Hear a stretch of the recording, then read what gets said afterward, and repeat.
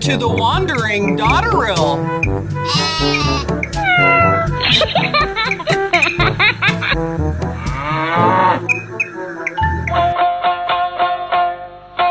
Another traumatizing type of event that occurred regularly with me as a child growing up was being taken to outings, to functions, to church groups, to school functions, and other things associated with things that kids want to do that were doable, that were allowable, because most everything I asked to do was not allowable.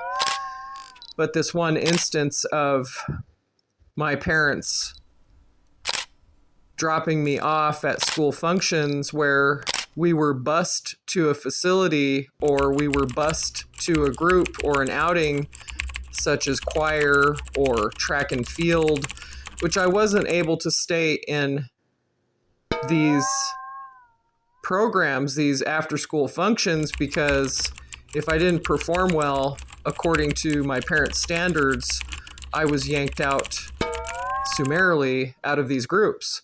And so I wasn't allowed to go. And so I remember the fact that I was dropped off at the school at the side of the building, and then they just drove away. Huh? Or they wouldn't pick me up from school and I would have to walk home. Or I would be in another town and they would never show up for the function. They just ignored the fact that I had a function or that I had a after-school program or that I needed to be present to earn the grade, and they were not supportive whatsoever. What? There was an instance of brutal animal abuse, and my neighbors had a cat that would come over to the yard when I was outside, and the cat was absolutely wonderful, and it would rub up against me, and I would pet it, and I would lay in the grass with it, and it was pretty much my only friend because everybody else realized, you know, they weren't going to be able to come over, they weren't going to be able to hang out, and so I just adopted this cat, and the next thing you know, I'm getting a leash thrown at me saying if you want the cat, you need to keep it on a leash. Huh? And the cat can't come in, and the cat can't leave the yard. It was What? the weirdest thing I ever heard because the cat was an adult cat. And so I seceded and put the leash on the cat and tied the cat to the side of the house.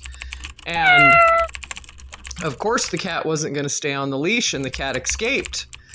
And as soon as the cat escaped, and this was all in a 15-minute time period, the cat came up to me and was letting me pet it. Then suddenly it was on a leash.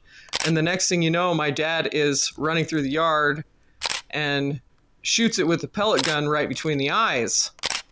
What? And yes, this is at the time he's a pastor. Huh? And I was in shock. I was horrified.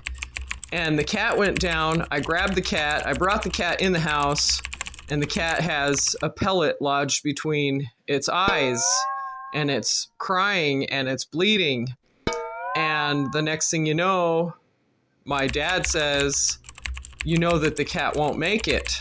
Well, the cat would have been fine. We could have pulled the pellet out of its forehead because it was a flesh wound. And we're in the car driving away because I said, what are you going to do with the cat?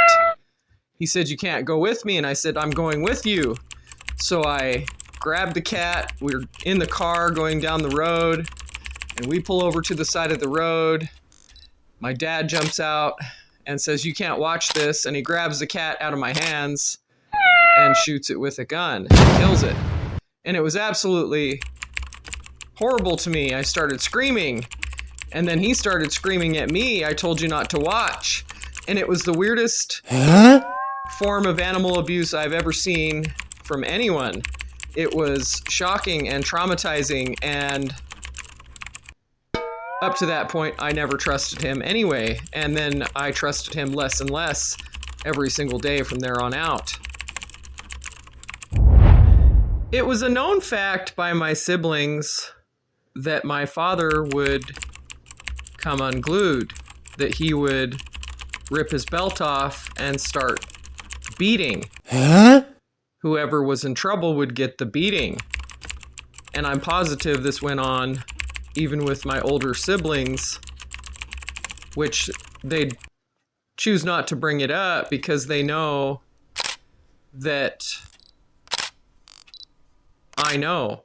They know that I know because it happened to me. And I witnessed it a few times with one of my other siblings where we would hide and we would be found by the door being kicked in or ripped off the hinges. And then we would be grabbed by our ears and told to shut up, told to be shut up. And we were already in so much fear that we would start crying. And the response to the crying was, if you don't shut up, you're next. What? And it was oftentimes very scary. And it would happen in my dad's house and my mother's house. My mother would threaten us with whatever was in her hand, whether it be a frying pan, a hammer, a flashlight, her fists. She would threaten you and make sure you knew that you were going to be beaten down if you didn't listen. Huh? And then with my stepmother, hers was physical, emotional, and psychologically traumatizing. I remember a time when, because she was a beautician, that one of my siblings asked for a certain item. And instead of just giving my sibling one of the items, they brought a full trash bag full. What? And said, since you want one, here you go. You can have a trash bag full. And it was so demeaning and so ridiculous in the notion of, in a negative way, you're going to get what you want. And it was never positive reinforcement. It was never loving and kind. This is your host, the Dingy Dotterel. This is not a dream.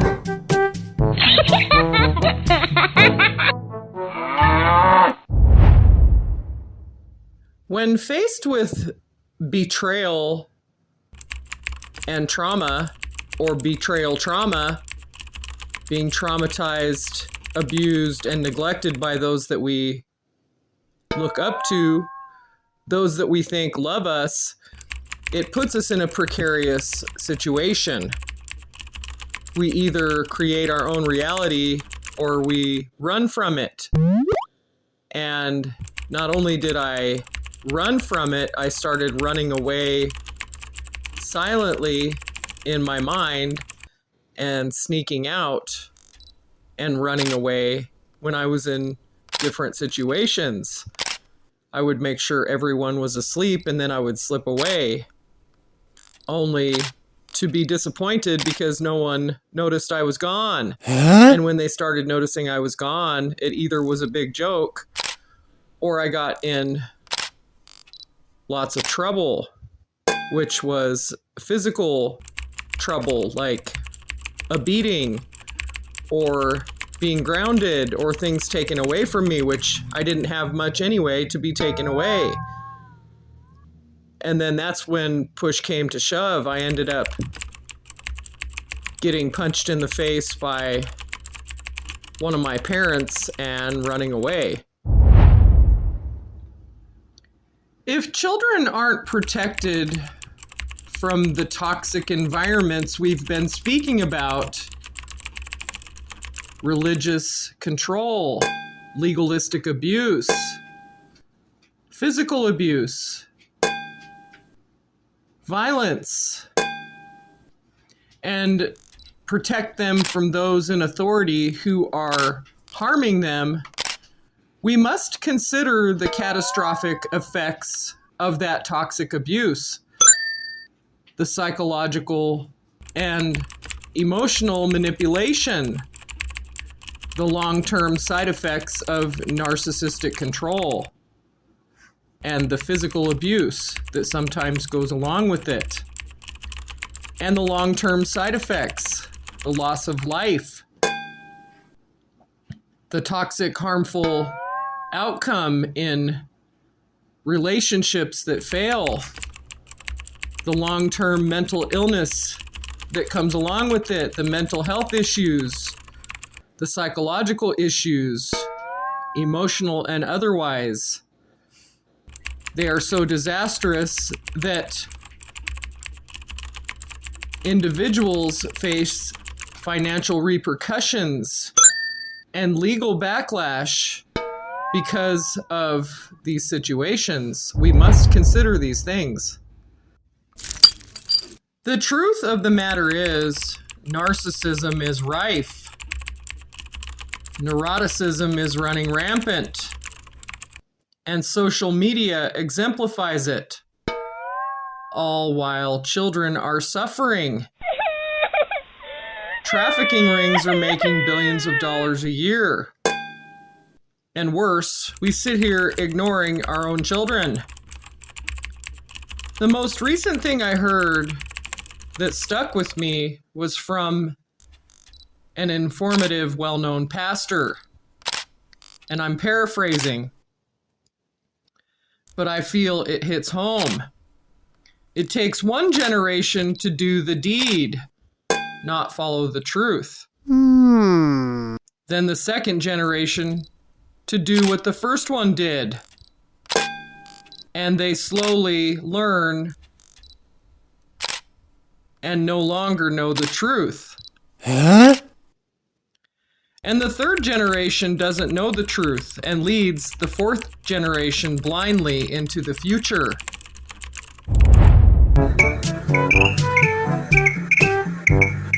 Welcome to the Wandering Daughteril.